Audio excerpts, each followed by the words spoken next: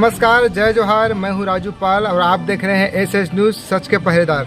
आज सच के पहरेदार सच्चाई उजागर करने के लिए ग्राम पंचायत भैंसा पहुंचे हुए हैं। आपको बता दो कि ग्राम पंचायत भैंसा में कुछ दिन से अधिकारी के माध्यम से यह बात आई थी और आप लोगों को भी पता होगा कि सरपंच और पंच के बीच में कुछ मनमुटाव बातें आई गई है, जिसके चलते सरपंच को बर्खास्त कर दिया गया है।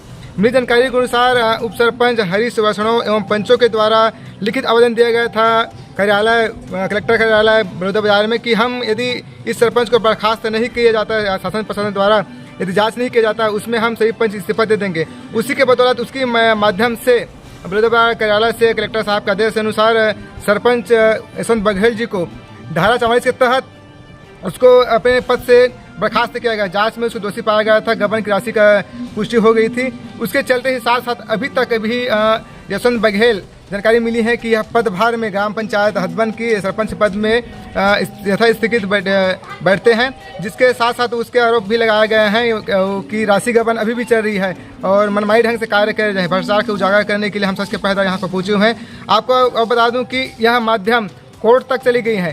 कोर्ट के साथ साथ कोर्ट ने फैसला स्थगित करने का आदेश दिया था यशवंत बघेल जी को। उसके बाद उन्होंने पहला बार वहाँ बड़ौदा कार्यालय में लगाया गया था कि हम अपने सही है काल में और स्थगित किया जाए और मुझे पदभार दिया जाए, लेकिन उसको कार्यालय ने कोर्ट ने आदेश को बर्खास्त करते हुए यथास्थिति हरीश वैष्णव को भी अपने साथ उप सरपंच होते हुए उसको सरपंच का पदभार दिया गया था। लेकिन मनमानी ढंग से अपनी पद का पावर का गलत उपयोग करते हुए यशवंत बघेल जो सरपंच यहाँ का है, उन्होंने हाई कोर्ट के साथ को अवहेलना करते हुए रायपुर कार्यालय भी आवेदन लगाया था, वहाँ भी उसको बर्खास्ती आवेदन लगाई थी। लेकिन इन सारी गतिविधियों होने के बावजूद भी अभी भी यशवंत बघेल अपने पदभार पर स्थिति पर बैठे हुए हैं। आइए इनकी पूरी जानकारी हम ग्रामीणों से और पंच से और सरपंच से भी जानते हैं कि यह मामला कहाँ तक सही है, कहाँ तक गलत है और किसके आदेशानुसार उन्होंने यहाँ पर पंचायत में अपना यथास्थान रखा हुआ है और किस आधार पर किसने उसे पदभार दिया गया है। क्या सीओ ने दिया है या कलेक्टर ने दिया है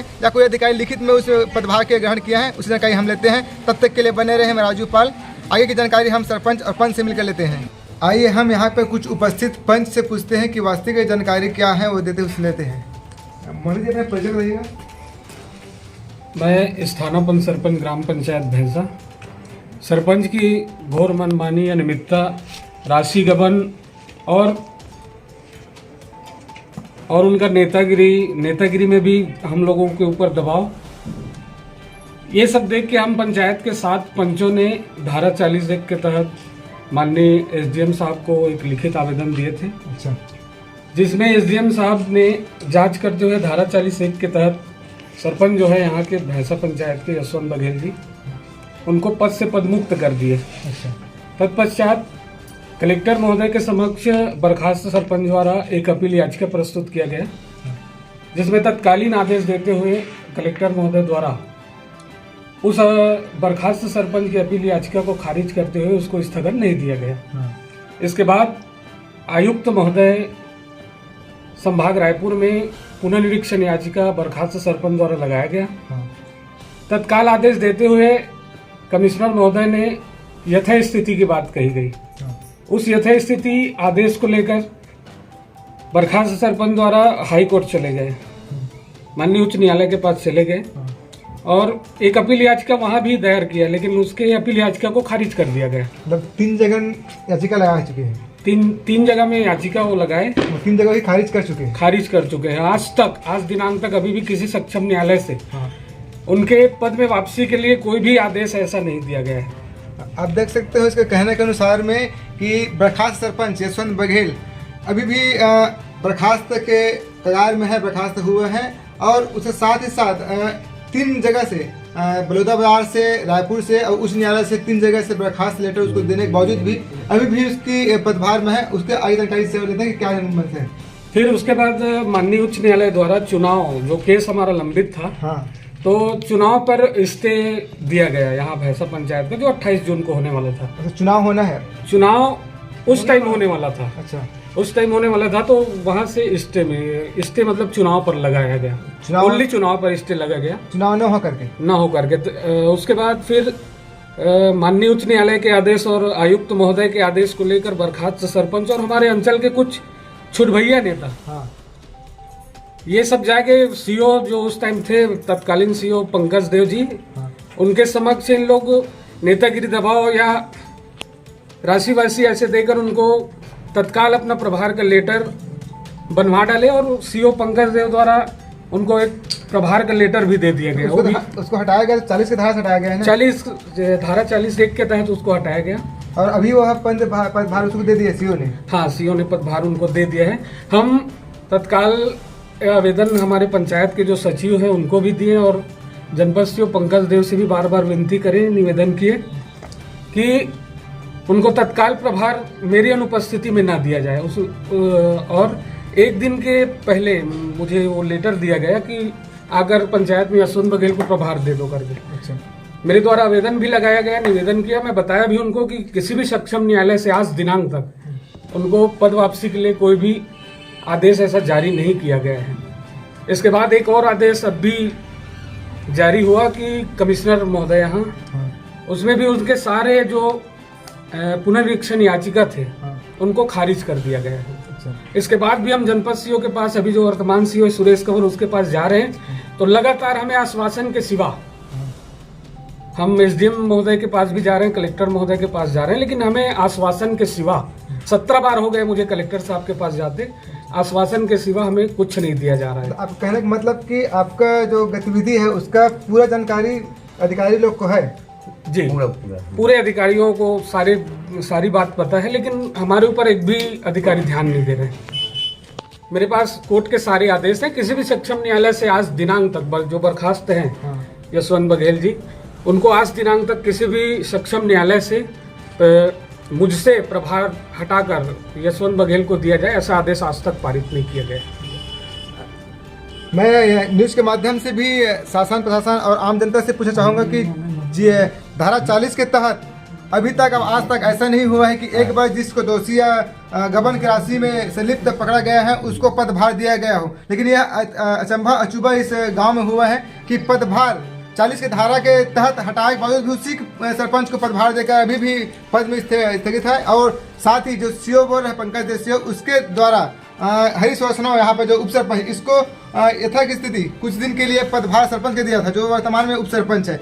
और सुनने में आ रहा है और इसके माध्यम से बता रहे हैं कि चुनाव आयोग ने चुनाव को भी प्रस्ताव रखा गया है। ये चुनाव का प्रस्ताव यदि रखा गया है तो मैं जानना चाहूँगा तमाम आम लोगों से और अधिकारी कर्मचारी से कि चुनाव का आयोग होने का कारण है कि सरपंच वास्तव में दोषी है, उसे गबन राशि पाया गया है तो उसको हटाकर चुनाव किया जाता है। यदि चुनाव करना हो तो उसको पद में क्यों बैठाया गया है, और पद में बैठाया गया है तो चुनाव क्यों कर रहा है, इसकी जानकारी हम आप लोग से लेंगे। उस जानकारी और यहाँ से पंच उपस्थित है, उसे लेते हैं कि इनकी क्या जानकारी। मोदी अपना परिचय बताइए, नाम क्या है? हाँ, सादिक राम वर्मा, वार्ड क्रमांक 3 से पंच हूँ मैं।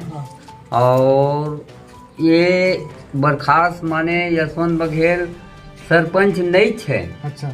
अभी भी हम इसको मानते हैं, हरीश वैष्णव को सरपंच गांव भी मानते हैं, बुजुर्ग लोग भी मानते हैं, उनको कोई नहीं मानते गांव में। लेकिन कुछ अब गांव में रहते हैं 2 भाग में, तो कम से कम 20-25 आदमी ही मान रहे हैं उनको। लेकिन उसको बस्ती में भी बुलाने के बाद बस्ती को मनमानी करते हैं, ऐसे है ना। ये बात सत्य है 40 की धारा से 40 की धारा सबसे शुरू 40 की धारा में जब गिरे हुए व्यक्ति को कोई भी अधिकारी कर्मचारी क्यों ऐसे उसको ये देते हैं, संग देते हैं। हाँ, है ना। तो वो बिल्कुल गलत है। और जो सरपंच अभी वर्तमान में हरीश है, उसका सिलमोहर भी चलता है। तो ये जितना कह रहे हैं उतना सब सही है। आपका कहना क्या है कि सरपंच के पद में अभी स्थगित इसको रखा जाए कि उसे हटाया जाए? नहीं, उसको हटाया जाए। और जितने नेता हैं हम लोग चले गए हैं, हम एक साथ जाते हैं, कोई नहीं सुनते हैं। कागज कार्यवाही के अनुसार से भी देख लेते हैं, बस इस दफे आना, है ना, ऐसा कहकर अधिकारी हाँ, अधिकारी कर्मचारी टोटल यहाँ पर साफ दिखाई दे रहे हैं कि अधिकारी कर्मचारी भी संलिप्त है। और साथ साथ जो यहाँ के नेता जो है उन लोग के दबाव में अधिकारी कर्मचारी अपना कलम नहीं पास आ जाते हैं। साथ ही साथ यहाँ कुछ और पंच उपस्थित है, उससे जानकारी लेते हैं कि कहाँ तक बात सत्य है और क्या क्या परेशानी है। इधर अपने परिचय। कंसिलिया साहू 1 नंबर वार्ड के नेता। अच्छा, अभी कहाँ तक जो बात बोल रहे हैं आपके जो सही बात है? आप क्या चाहते हैं उसके बारे में? मेरा नाम धनेश्वरी नारायण 7 नंबर वार्ड के पंच में। सरपंच बोला थे सब सही बात है। अच्छा, मतलब अभी तक जो कार्रवाई होता आप मैंने जो साथ में दिया तो सरपंच गलत है, सरपंच सही है। हाँ सही ठीक है, आप मन के क्या है? छोटा बिल्डिंग सब वही आप देख सकते हो जिस प्रकार पंचायती राज को खिलवाड़ बनाकर रखा गया है, तो मैं शासन प्रशासन और आम जनता से अपील करना चाहूँगा कि इस मुद्दा को समझकर सुनकर और हमारे न्यूज़ के माध्यम से जहाँ तक हो सके न्याय दिलाने की हम कोशिश करेंगे और शासन प्रशासन तक पहुँचेंगे। सीओ कलेक्टर साहब जहाँ तक अधिकारी जिन्होंने इसको आदेश पारित किया है वो हमें दिखाए कि कहाँ तक सही किया है, कहाँ तक गलत किया है। इसी जांच हम अपने न्यूज़ के माध्यम से शुभ संकेत न्यूज़ के माध्यम से पहुँचेंगे। तब तक के लिए बने रहे। मैं राजू पाल, कैमरामैन धीरेन्द्र सवाल के साथ, धन्यवाद। जानकारी लेते हैं कि वास्तविक जानकारी क्या है। मुझे अपना परिचय बताइए, नाम क्या है? श्यामलाल नारंगे। अच्छा, अभी तक जानकारी मिली है कि सरपंच को 40 धारा से हटाया गया है, वहाँ कहाँ तक सही है और क्या क्या माजरा है गाँव का आपका? वो तो बात सही साहब, हटाया गया है पर तो कार्यभार वही कर रहा है, अभी भी ये काम ही कर रहे हैं। अभी भी वही काम कर रहा है। और आप जब बात बोल रहे हो कहाँ तक सत्य है आपके हिसाब से, क्या है? ये बहुत असत्य है साहब। हाँ जोन भी बोलते हैं बस्ती वाले हमारे बस्ती से कोई मतलब नहीं, सरपंच तो मैं हूँ। हाँ। ऐसे कि बोलते हो बहुत उजट बना है। कौन कौन कहा ना? यशवंत बघेल। हाँ हाँ। आपका क्या कहना है इसके बारे में? बिल्कुल सही बात है। जितना बोलते ना एक बारे में ना और निष्पक्ष होना चाहिए। साहा बात है, जो भी साहा बात है वह बात ला सुन के चल देते और वो कहीं कार्रवाई करे नहीं कुराबाई। आप देख सकते हो यहाँ तक ग्रामीणों भी कहना है कि 40 धारा से हटाए गए हैं, फिर भी अपने बलबूते दम पर या राजनीतिक दबाव के वजह से वो मनमानी ढंग से काम कर रहे हैं और अभी भी काम कार्रवाई चल रहे हैं। इसकी जानकारी हम फिर से बताएंगे, तब तक बने रहे।